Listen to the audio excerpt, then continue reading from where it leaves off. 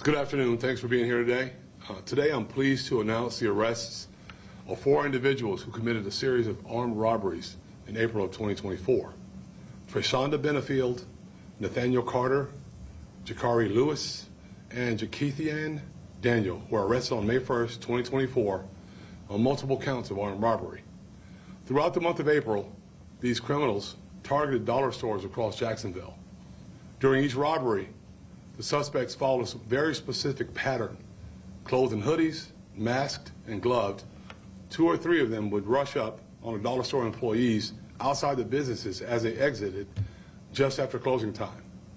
Armed with distinctive firearms, these individuals would force the employees back inside the dollar stores and then, at gunpoint, compel them to open the business's safes.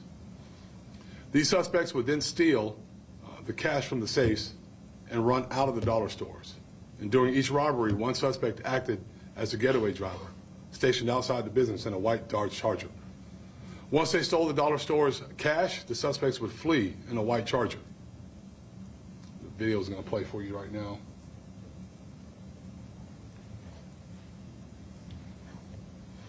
The first of these robberies occurred at a dollar store located in the 5000 block of Fort Caroline Road on April 9th, 2024.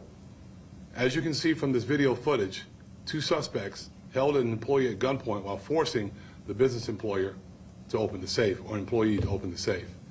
The robbers stole over $2,300 from the company safe and then fled the scene in that white Dodge Charger described earlier, driven by the getaway driver who was waiting outside the business. The second of these robberies occurred at a dollar store located in the 12,000 block of Yellow Bluff Road on April 14, 2024.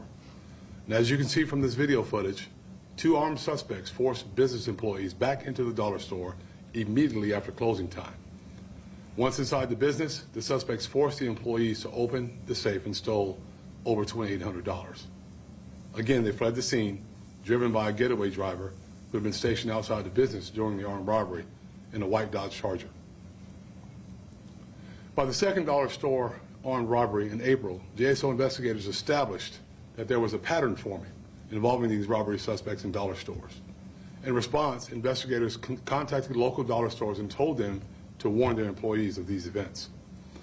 Moreover, JSO investigators, quickly developed and executed a plan to identify and stop these serial armed robbers.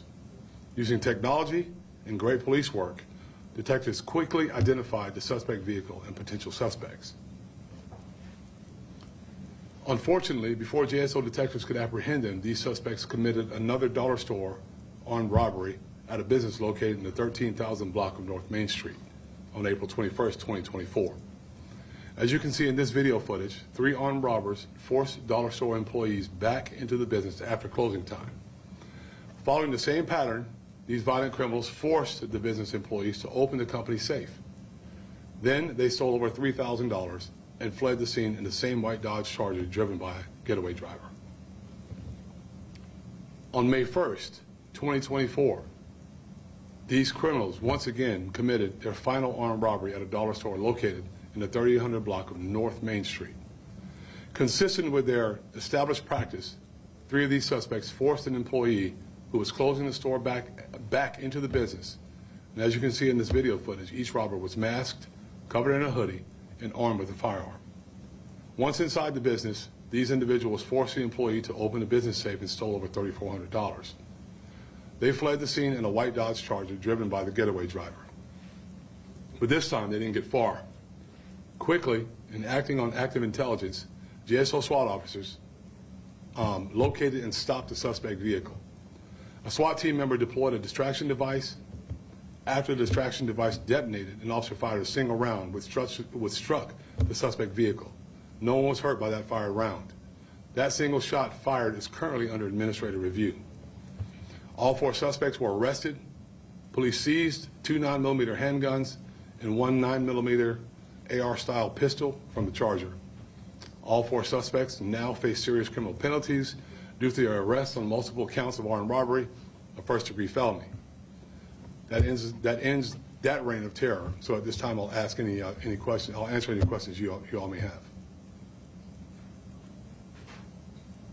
Sheriff, I remember when this was initially reported and Chief Barkley, the presser, remember when the shots were fired, Chief Parker said that one of the suspects pointed the gun at the officer. Is that still the case in this situation? So that's why it's all under administrative review right now to determine what happened. So I can't really discuss the administrative review part, but we're looking into all that stuff.